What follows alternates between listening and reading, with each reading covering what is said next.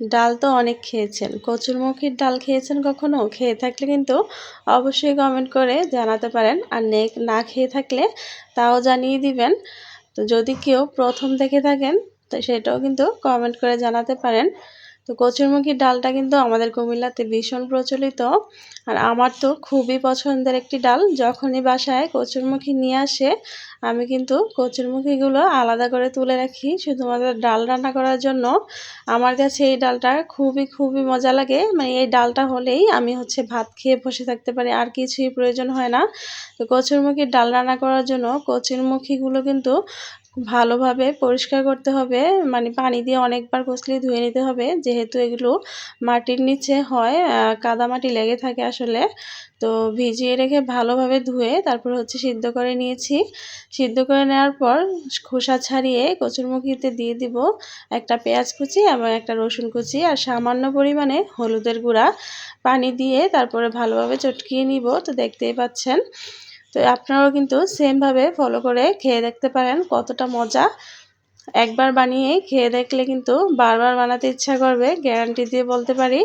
তো অবশ্যই recipe last পর্যন্ত ফলো করবেন, এবং কেউ যদি রেসিপি দেখে রান্না করে থাকেন তাহলে কিন্তু অবশ্যই কমেন্ট করে জানাতে পারবেন যে আপনার কাছে কেমন লেগেছে।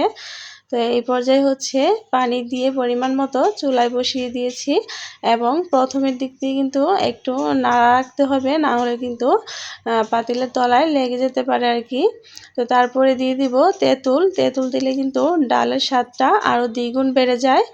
তারপরে দিয়ে দিব মাছ। তো আপনারা এখানে বড় মাছ ইউজ করতে পারেন। আমি এগুলো রান্নার জন্য নামিয়েছিলাম, তো এখান থেকে দিয়ে দিচ্ছি। তারপরে দিয়ে দিব কাঁচামরিচ কুচি। তো এইভাবে কিন্তু যা দিচ্ছি খেয়াল রাখবেন। দিয়ে দিব সামান্য পরিমাণে আর একটু রসুন বাটা। আর তেঁতুল কিন্তু অবশ্যই দিবেন। আমি এখানে কাঁচা তেঁতুল সিদ্ধ করে দিয়ে দিচ্ছি। দিয়ে দিব সামান্য পরিমাণে তেল।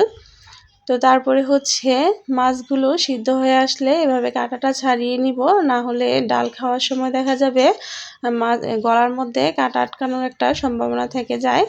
তো এইভাবে ডালটা রান্না করে নিব। তো দেখতেই পেরেছেন কি দিয়েছি।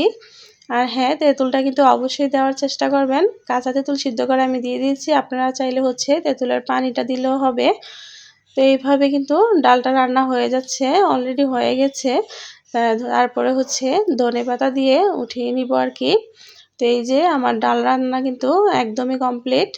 তো অনেকেই ভাবতে পারেন যে ডালটা অনেক বেশি পাতলা হয়ে গেছে। আসলে না, এখন তো রান্নার পর্যায়ে গরম পর্যায়ে আছে, ঠান্ডা হলে কিন্তু আরও বেশি গাঢ় এবং ইয়াম্মি হয়ে যায়।